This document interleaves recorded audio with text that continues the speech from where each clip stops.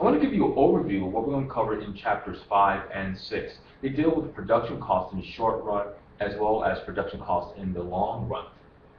So we're going to talk about a production process, which is the transformation of resources into a product or service.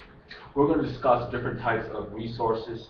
A variable resource is a resource that changes with output. A fixed resource does not change with output. Example of a fixed resource would be physical capital, plant machinery.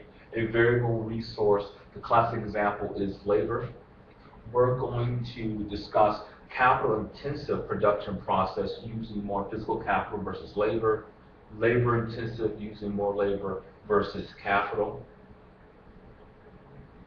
We're going to introduce a production period. And we're not going to use time to define a production period.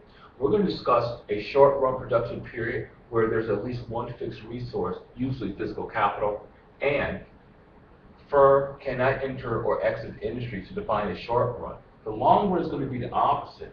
We have no fixed resources in the long run, and firms can enter and exit. And this is going to become important in later chapters when we talk about industrial organization, different types of market structures from perfect competition to monopoly.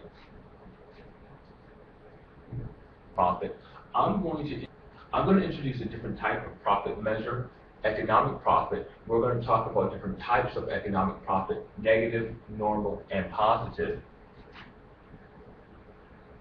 We're going to finish up chapters 5 and 6 by talking about cost concepts in the short run as well as the long run. And we're going to graphically illustrate these cost concepts from the average total cost to marginal cost. And these are short run cost concepts. In the long run, we have one cost curve. It's called the long run average total cost curve. And we're going to divide this cost curve into three important segments: economies of scale, constant returns to scale, diseconomies of scale. I'm going to graphically illustrate all three segments of the long run average total cost curve.